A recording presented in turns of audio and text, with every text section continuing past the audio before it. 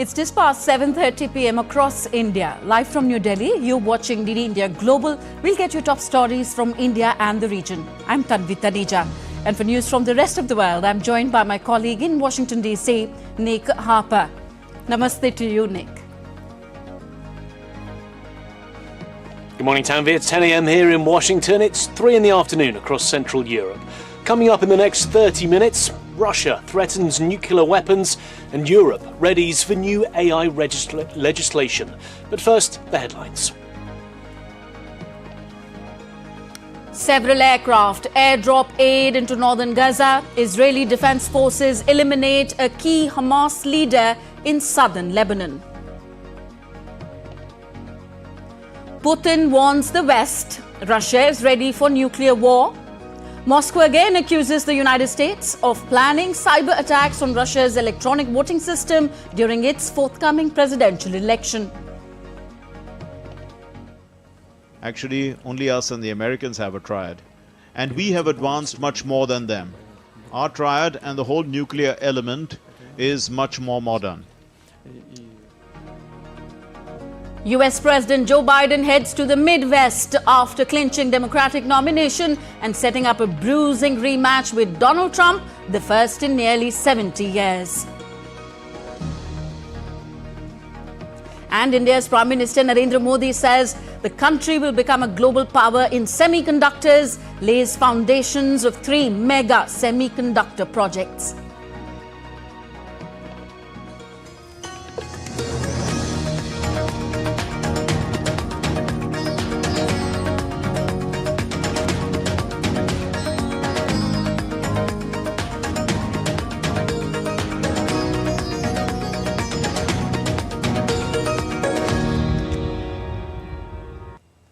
Our first news from West Asia. An Israeli drone strike on a car in South Lebanon killed a Hamas terrorist on Wednesday. According to Israeli Defense Forces, the eliminated terrorist Hadi al-Mustafa was responsible for advancing Hamas's international activities and terrorist attacks against Jewish and Israeli targets around the world.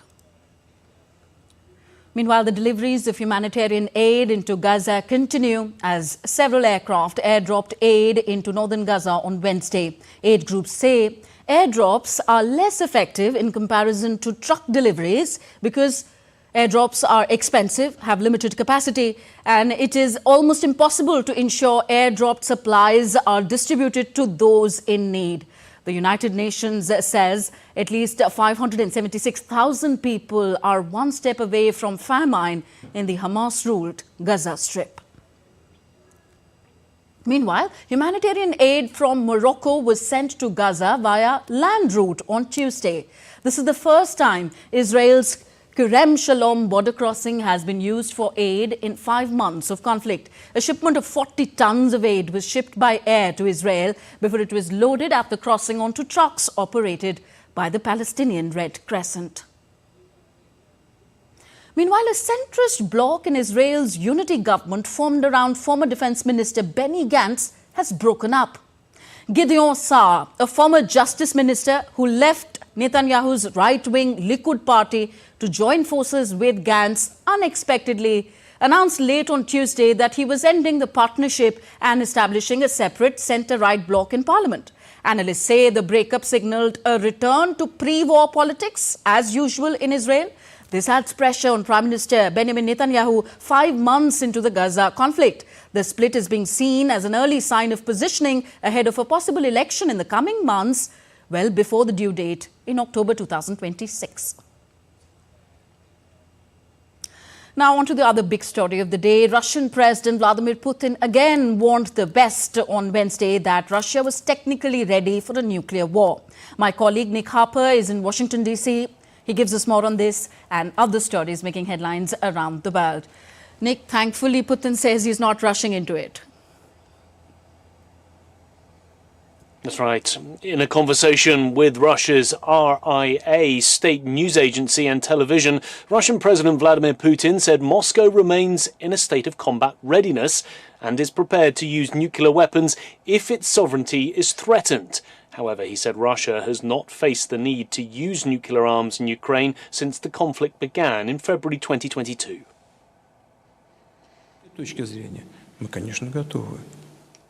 From the technical point of view, of course, we are ready. The missiles are constantly combat ready. This is firstly. Secondly, and this is accepted by everybody, our nuclear triad is more modern than any other triad. Actually, only us and the Americans have a triad. And we have advanced much more than them. Our triad and the whole nuclear element is much more modern. The Russian president also said if US troops appear in Ukraine, Russia will treat them as interventionists. The United States announced not sending troops to Ukraine. We know what American troops on Russian territory are. They are interventionists. This is how we will treat it, even if they appear on Ukrainian territory. They understand that. I told you that Biden is a representative of the traditional school of politics. That shows. With more on this, DD India's Dasha Chernyshova reports from Moscow.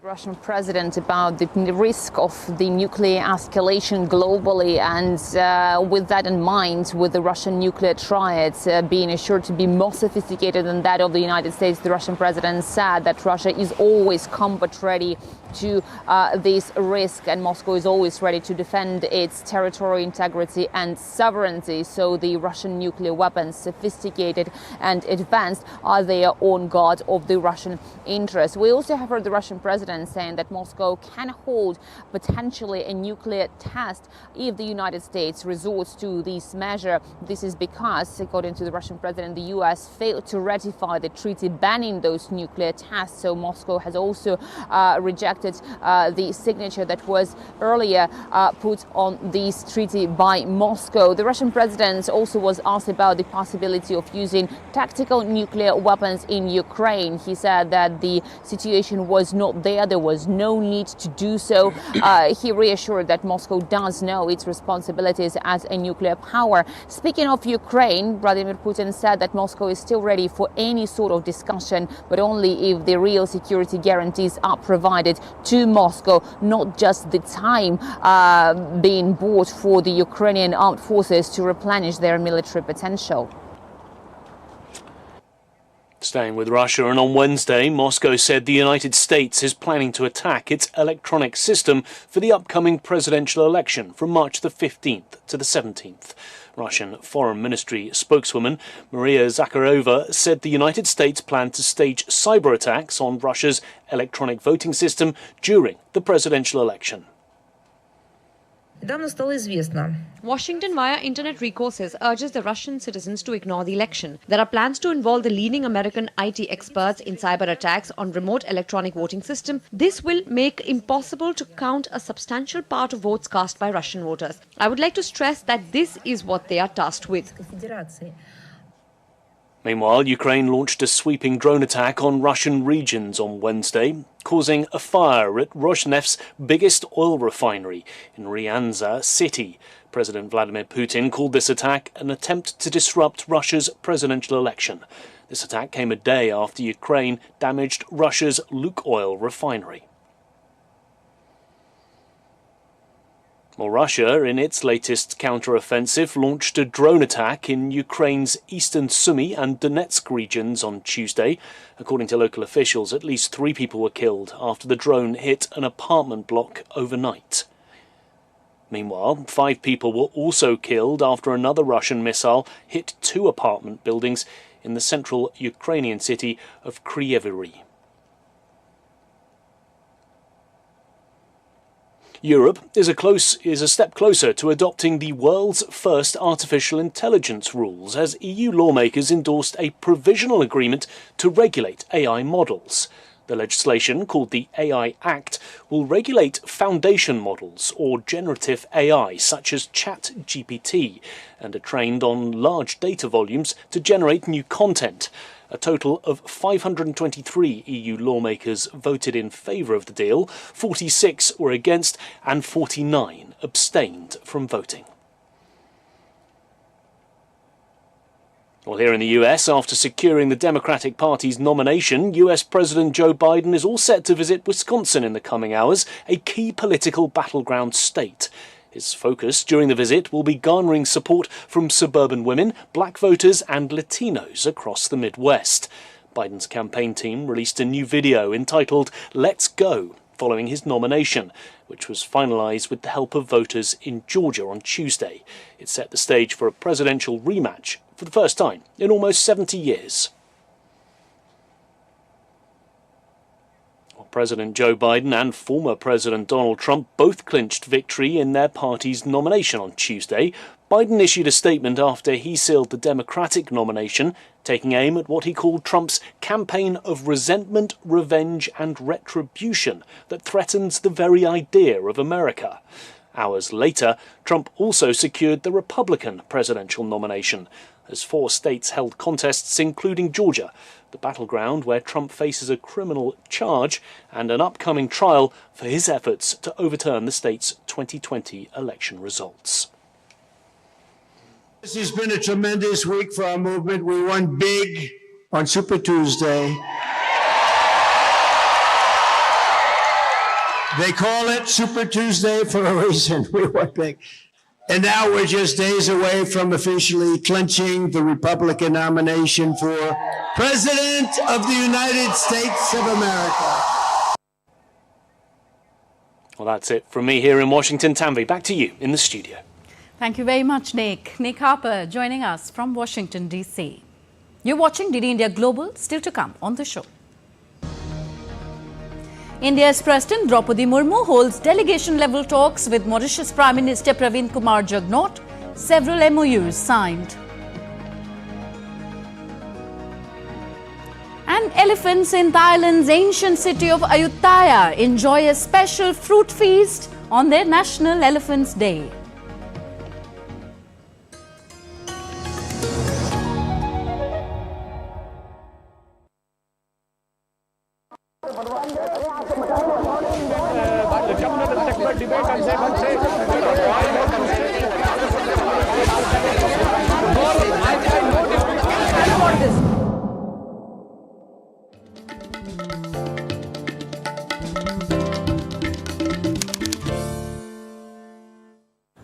दीदी नौकरी लग गई।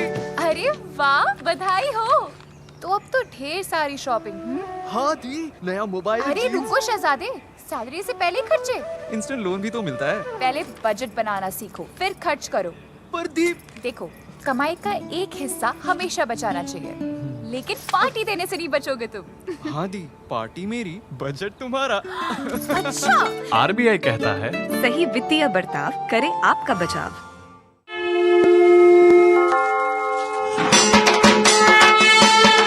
Shagato to West Bengal, India's cultural epicenter.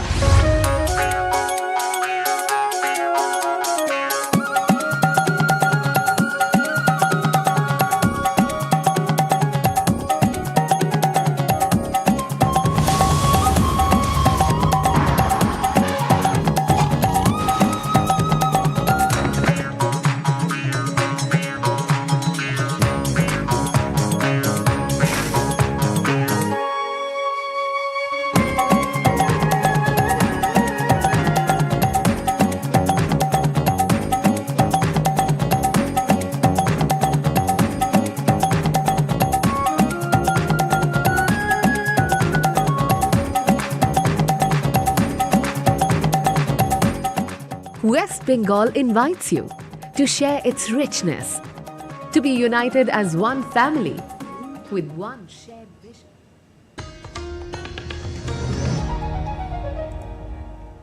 Welcome back. You're watching DD India Global. I'm Tanvi Taneja.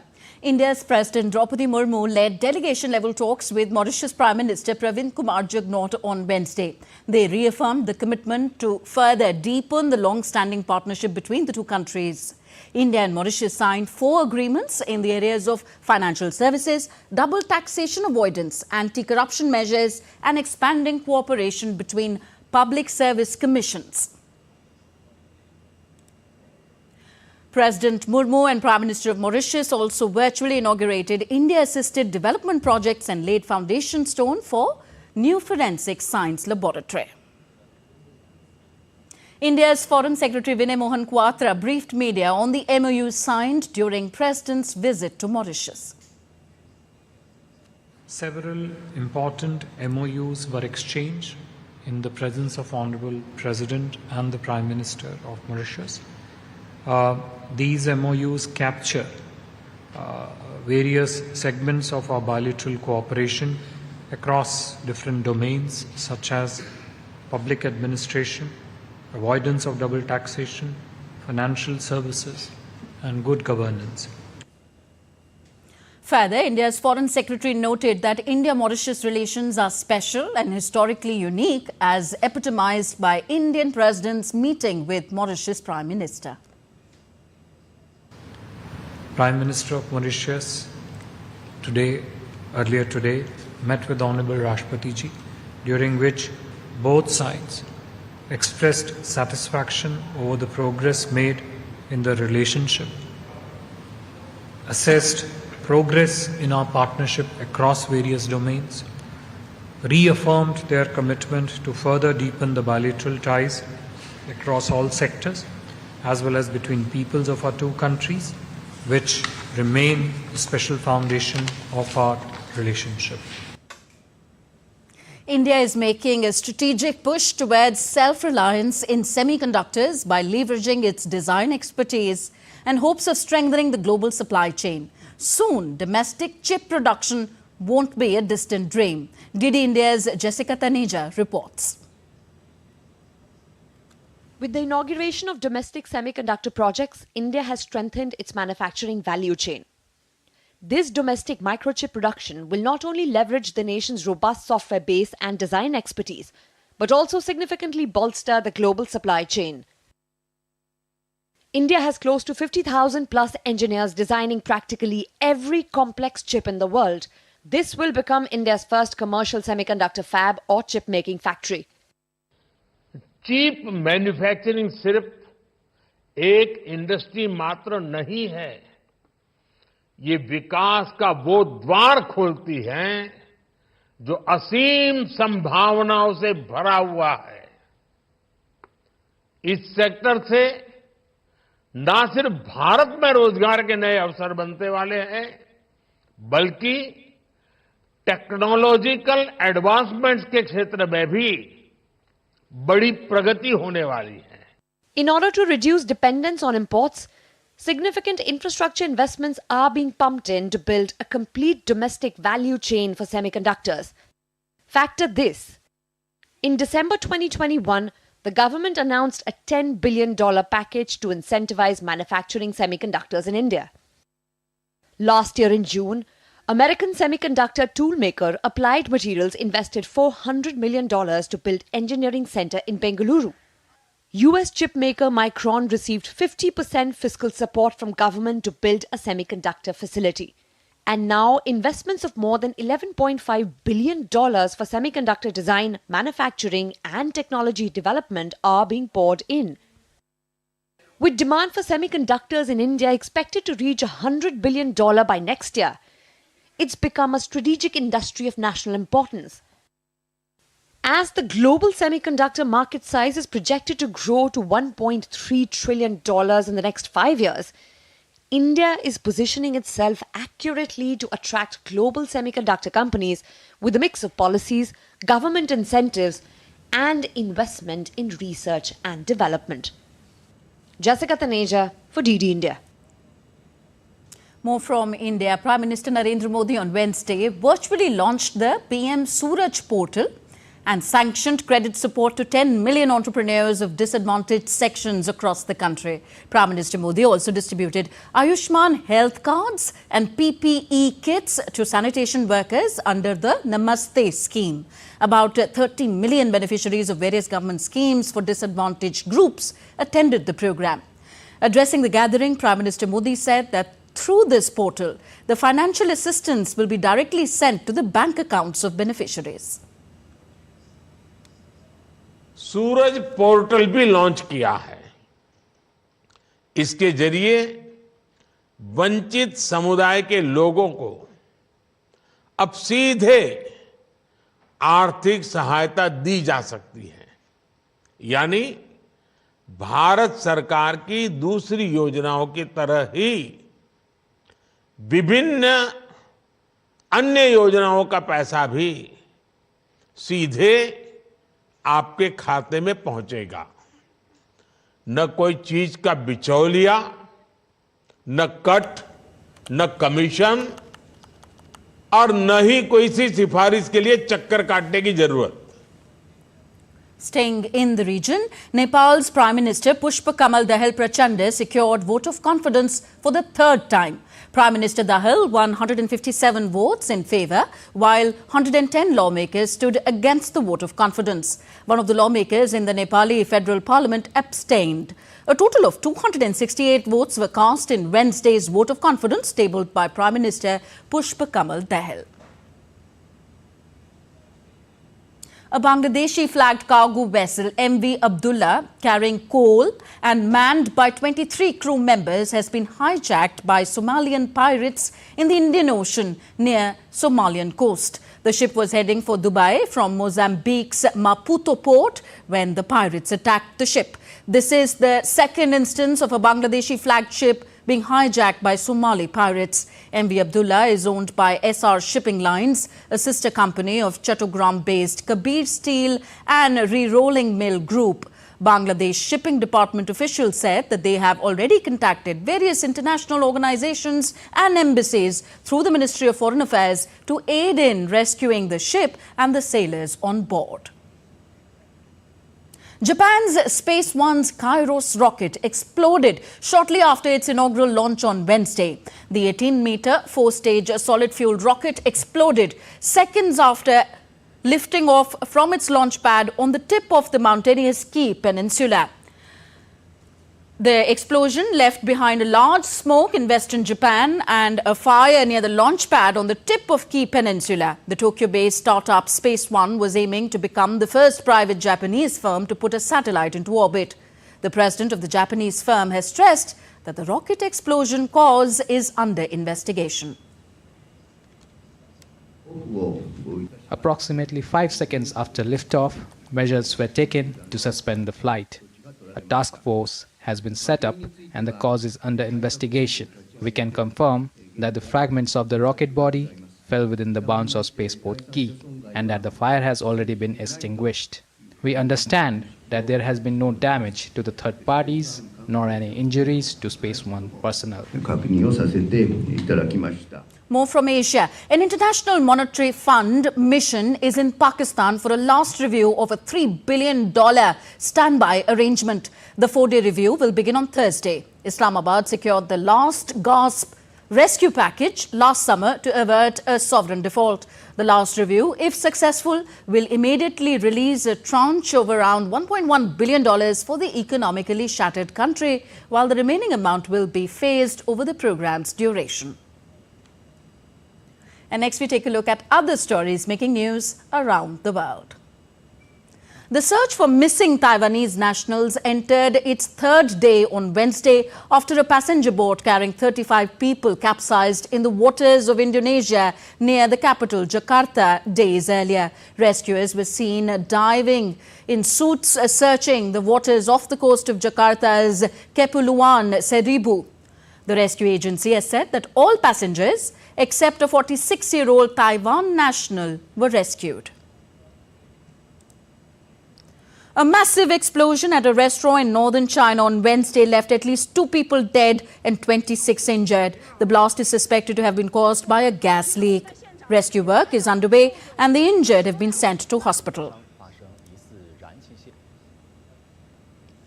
Pope Francis issued a fresh condemnation of all wars days after suggesting that Ukraine should surrender and negotiate peace with Russia. Pope was criticized both by Ukraine and Western nations for his prior comments. This time, Pope did not specifically mention Ukraine or any other conflict zone, but said all should overcome this madness of war.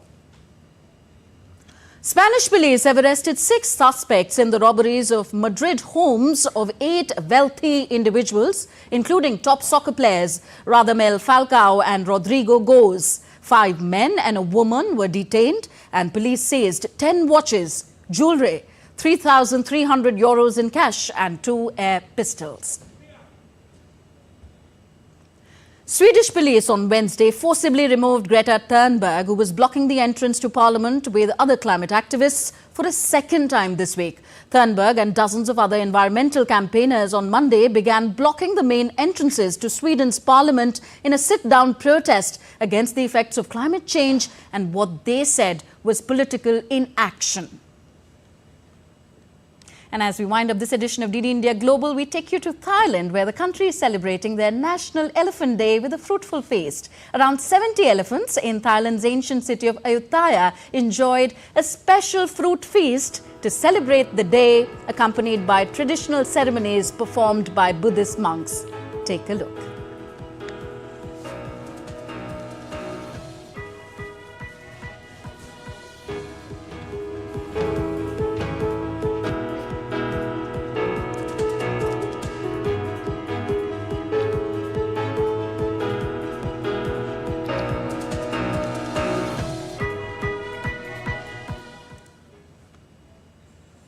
So with that, it's a wrap on this edition of DD India Global. Do let us know your thoughts on the news of the day. Connect with us on Facebook, X, formerly Twitter, and Instagram at DD India Live. I'm Tanvi Taneja from my entire team in New Delhi. Thank you for watching. Namaskar.